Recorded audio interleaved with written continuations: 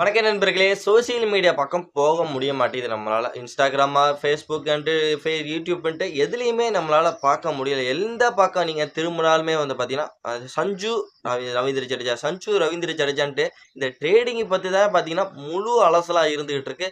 இதுல என்னப்பா அப்படி என்ன ஒரு நீங்க பண்ண போறீங்க? எதனால இப்படி வந்து மாட்றாங்க? அத பத்தி ரொம்ப டீட்டெயிலா நம்ம வந்து கொஞ்சம் பேசலாம். பிளஸ் சஞ்சு சாம்சன் வந்து பார்த்தீங்கன்னா, நம்ம சிஎஸ்கேக்கு வந்தனால நமக்கு என்ன லாபம்? பிளஸ் அதனால வந்து பார்த்தீங்கன்னா என்னன்னா, நமக்கு வந்து யூஸ்ஃபுல்லா இருக்க போறாரு சஞ்சு சாம்சன பொறுத்தவரைக்கும். எதனால இவரு எடுக்கிறதுல இந்த அளவுக்கு வந்து ஆர்வம் காட்டுறாங்க சிஎஸ்கே மேனேஜ்மெண்ட்ங்கிறத நம்ம வந்து ஒரு பக்கம் பார்க்கலாம். ரவீந்திர ஜடேஜா வந்து பார்த்தீங்கன்னா, ஆர்ஆர்‌க்கு போறதுனால வந்து பார்த்தீங்கன்னா, நமக்கு நம்ம எந்த அளவுக்கு வந்து கொஞ்சம் கஷ்டமா தான் இருக்கும். பிளஸ் அதெல்லாம் எல்லாமே டீட்டெயிலா கொஞ்சம் நம்ம வந்து பார்க்கலாம். ஃபர்ஸ்ட்டு ரவீந்திர ஜடேஜா வந்து பார்க்கலாம். ரவீந்திர ஜடேஜா ஒரு லெஜெண்டு. பிளஸ் 12 வருஷமா நம்ம சிஎஸ்கே டீம்ல வந்து பார்த்தீங்கன்னா, விளையாண்டுருக்காரு. அவரு இருந்தப்போ நம்ம சிஎஸ்கே டீம் 5 ட்ராஃபி வந்து வாங்கி குவிச்சு தள்ளியிருக்காங்க.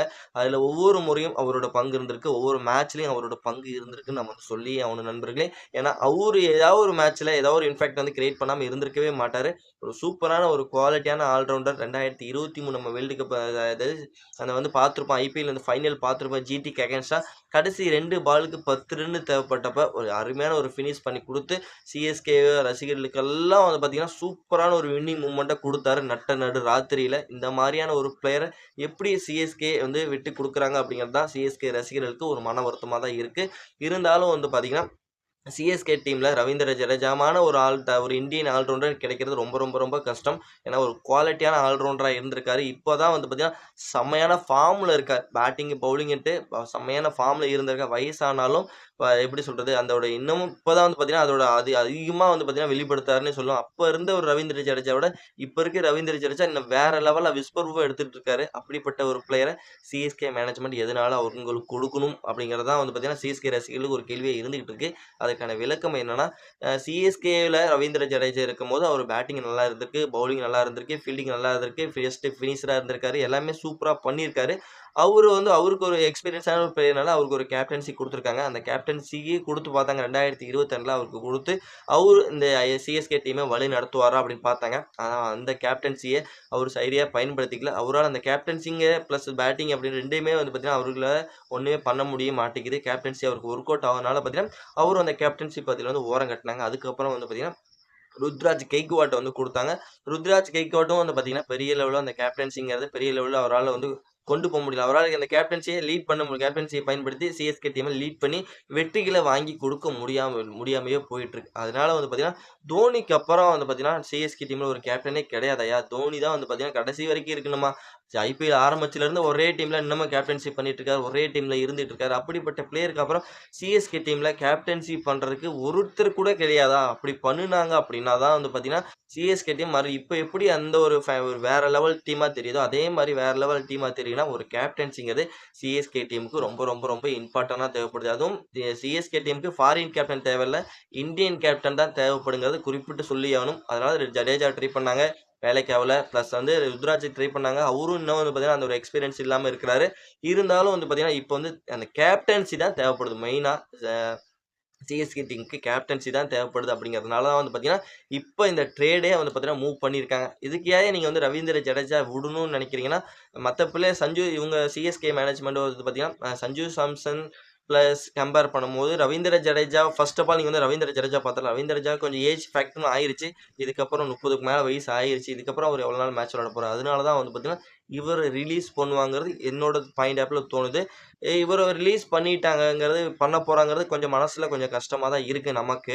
ஏன்னா சிஎஸ்கே ரசிகரா இருக்கும்போது, இவரு அந்த அளவுக்கு சிஎஸ்கே டீமுக்கு நெறைய பண்ணி குடுத்துருக்காரு. வின்னிங் டாபிக் வாங்கி குடுத்துருக்காரு. வின்னிங் மூவ்மெண்ட்ல பண்ணி குடுத்துருக்கும்போது, இவர இழக்கும்போது நமக்கு கொஞ்சம் கஷ்டமா தான் இருக்கும். அந்த மாரி ஒரு இடத்த மறுபடியும் ஃபில் பண்றது கொஞ்சம் கஷ்டமா தான் இருக்கும். இருந்தாலும் நமக்கு லாபம் இருக்குயா.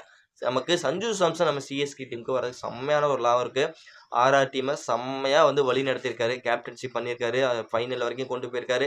சூப்பரான ஒரு லீடிங் டோனி மாரியான ஒரு நல்ல ஒரு லீடிங் கம்போஸா இருக்காரு. சூப்பரா லீட் பண்றாரு. ஐபிஎல் டீம யார் எந்த இடத்துல பயன்படுத்தணுங்கிறது இவருக்கும் தெரியுது சஞ்சு சாம்சனுக்கும். அவருக்கு வந்து பார்த்தீங்கன்னா, இப்ப சஞ்சு சாம்சன சிஎஸ்கே டீம்ல போட்டா, இன்னும் ஒரு 5, 6 வருஷத்துக்கு வந்து பார்த்தீங்கன்னா, கம்பல்சரி சஞ்சு சாம்சனால இந்த சிஎஸ்கே டீம வழி நடத்த முடியும். டோனிக்கு அப்புறம் ஒரு ஆதிக்கம் தேவைப்படுதுன்னா சஞ்சு சாம்சன் அது சரியா பண்ணுவாருங்கிறதுனால தான் வந்து பார்த்தீங்கன்னா சஞ்சு சாம்சனை உள்ள கொண்டு வராங்க.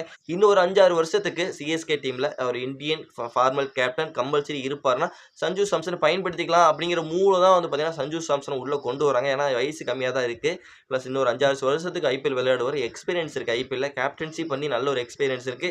இதெல்லாம் வச்சு தான் வந்து பார்த்தீங்கன்னா சஞ்சு சாம்சனை உள்ள கொண்டு வரணுங்கிற ஒரு எண்ணத்தோட வந்து ஃபுல் அண்ட் ஃபுல் கள இறங்கி இருக்கிறாங்க சிஎஸ்கே மேனேஜ்மெண்ட். அவர் பேட்டிங்கும் நல்லா பண்றாரு, விக்கெட் கீப்பிங் நல்லா பண்றாரு, ஓப்பனிங்ல அதிரடி ஆடக்கூடிய பிளஸ் மிடில் ஆர்டர்ல இறக்கி விட்டீங்கன்னா அதுலயும் சரியான பங்களிப்பு வந்து சஞ்சு சாம்சனால கொடுக்க முடியும். இந்த எல்லாம் ஒரு லாபம். இதெல்லாம் சிஎஸ்கேக்கு இத்தனை லாபம் இருக்கு சஞ்சு சாம்சன் உள்ள வர்றது.